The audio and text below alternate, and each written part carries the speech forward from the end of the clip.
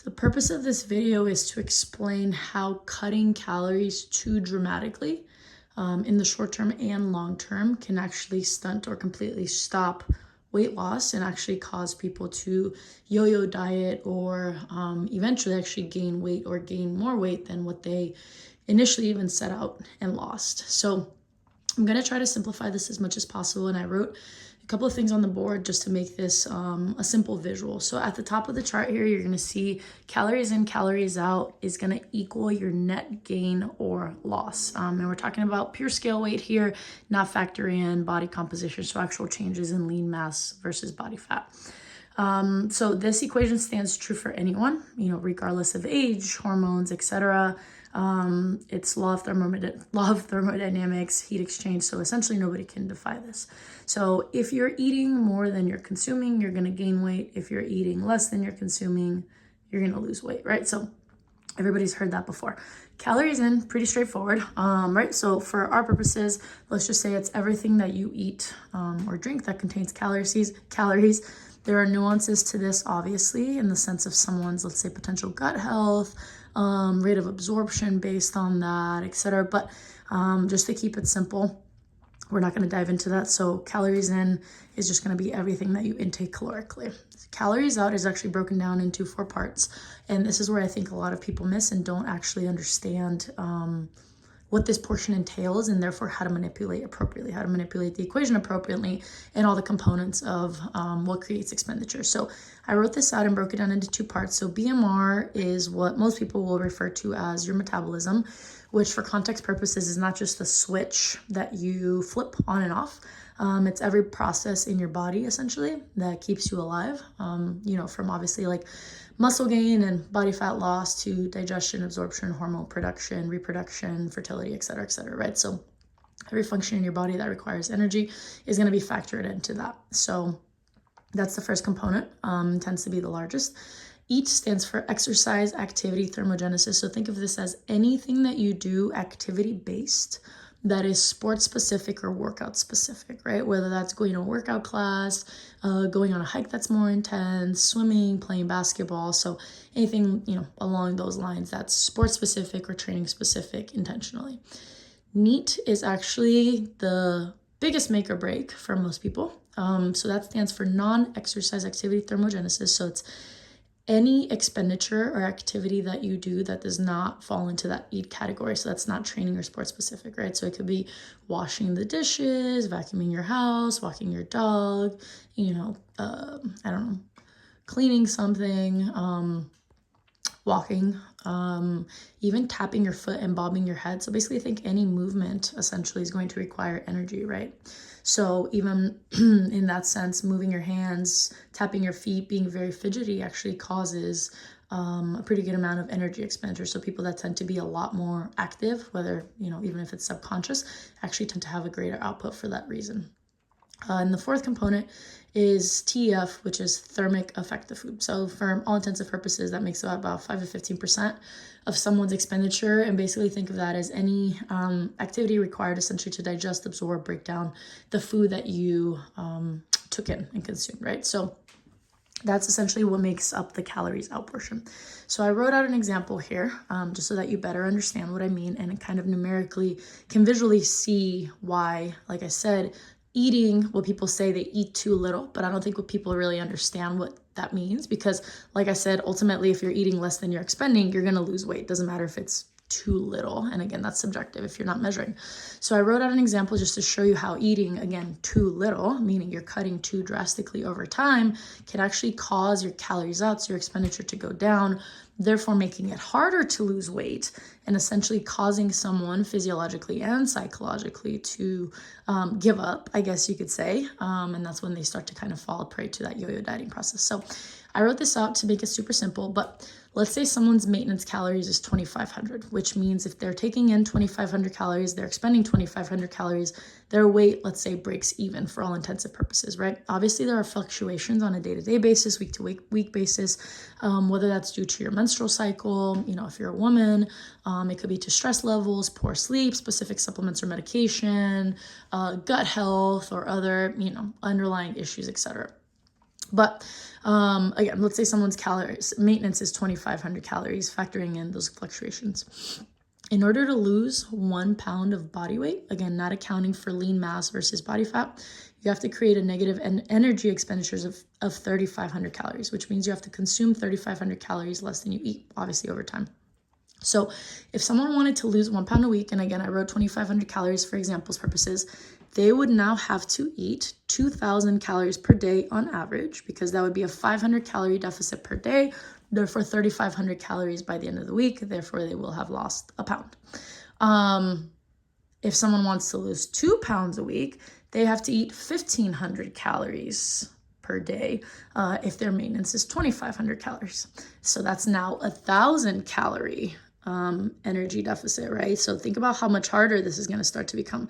If someone wants to lose 3 pounds a week, they have to eat 1,000 calories a day, right? That's a 1,500 calorie deficit per week, and that would accumulate 3 pounds a week of weight loss. So obviously someone can do this for, let's say, a few weeks, maybe even someone that's very perseverant, disciplined, a few months. But what happens, because our bodies are very smart and their purpose is essentially to always keep us at homeostasis, as balanced as possible, I guess you could say, to kind of counter or acclimate to that, is it starts to actually decrease the requirement for energy expenditure to ensure that you're not going to wither away. So what happens is all of these functions that broke you even at 2,500 calories now start to decrease, and I'll explain why. So your BMR, again, think of your body as a factory. So essentially every, function in your body is like an assembly line or a worker, right? When everyone's there, all the assembly lines are working well, everything is running optimally, therefore your output is at its greatest.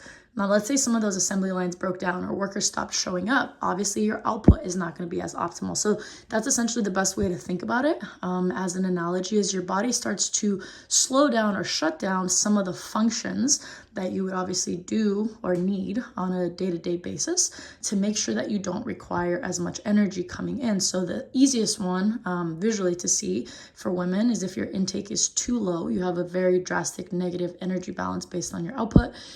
You lose your period. So essentially, for simple reasons, it's because your body's like, hey, you no longer are taking enough energy to reproduce, therefore we're going to shut that function down, right? So obviously there's a lot of other things that happen. But just to kind of go down the list, the eat portion, exercise, activity, thermogenesis, your intensity, your volume, etc., are never going to be as high in a low-fed state. And I'm sure, obviously, you've experienced that, potentially, if you're watching this. So if you're not eating enough, you're never going to have as great of an output during your workouts as if you're in a well-fed state. Your non-exercise activity thermogenesis also goes down because consciously or subconsciously you're trying to, again, conserve energy. So, instead of, let's say, doing your normal chores, walking the dog, etc., you might just want to sink into the couch or just honestly not have the energy to perform the task that you normally would otherwise, right? Again, whether consciously or subconsciously, therefore, obviously, that output goes down. And then thermic effect of food is naturally going to go down because if you're consuming less food, obviously, there's less of an energy requirement to break down, absorb said food, right? So essentially calories out start to also go down to compensate for calories in. And I think this is where people miss when they do these drastic diets. So what happens, again, for examples purposes, what I did is say, okay, this person's calories, maintenance calories that were now 2,500 calories, based on that decrease in their calories out and their expenditure, let's say their new maintenance is now 1,800 calories, right? Obviously, this is going to be decreasing slowly over time over the progression of weeks and months at a time. So now for that same person to lose 1 pound, they have to eat 1,300 calories a day. For that same person to lose 2 pounds a week, they have to eat 800 calories a day. So you can start to see how drastic these numbers become, whereas this person who is eating 2,500 calories and maintaining now has to eat 800 calories a day to lose 2 pounds a week, right? So for most people, it just becomes almost impossible to sustain. They start to get, obviously, and this is pushback from your brain and body, a lot of cravings, especially for sugar and highly palatable foods, because your brain's telling you like, hey, I really need these nutrients, please eat. And obviously that sounds best. That's why a lot of people tend to be kind of like a shark that smells blood. Essentially, once you eat a cookie, you feel like you can't stop and eat the entire pack because you're so depleted at that point and so low in energy and essentially nutrients, right? So this is why a lot of people actually, when they do these extreme diets, get to a point where they may lose a lot of weight on the front end naturally, but then their weight loss continues to stall and slow down and slow down. So now they were losing, let's say, 3 pounds a week, then it became 2 pounds a week, then it became 1 pound a week. Now they're like, man, I have to, in order to lose a pound a week, eat, let's say like 1,000 calories, 900 calories. Like, I just can't do this anymore. I'm always hungry. I'm low energy. I'm moody. I'm not sleeping well, because again, all of these things will be affected, and then eventually they quit or stop, or they just kind of say, forget it, there's no point in me doing this anymore. At least I was happier where I was, because again, if they're now only eating, let's say 800 calories a day or 1,300 calories a day, let's say for 4 days of the week, but then 2 or 3 days of the week they binge eat, again, whether consciously or subconsciously, or they stop tracking as accurately or having the same specificity, or picking at foods in between, now they might get to a point where they're not even losing weight anymore. And they're asking themselves like, well, I'm eating 1,300 calories a day. I'm not losing any weight. Like, I feel broken now. What's happening? And it's because, again, they're not defying this equation. It's now that they're not even eating 1,300 calories a day anymore with those, binge episodes in between, or calories they're not tracking. They're eating way more. So they might start to even like flatline or gain weight. So of course, at that point, you're like, well, now I feel miserable. My energy is low. I'm always getting cravings and I'm not losing weight. Why would I waste my time doing this? So they tend to revert back to what they were doing before, which is probably not tracking food, eating whatever they want, etc. But the problem is, people don't think like, hey, I should also work to bring this component of calories out up. At that point, again, they're mentally exhausted, physically exhausted, and they kind of give up all around. And these habits basically go to shit, right?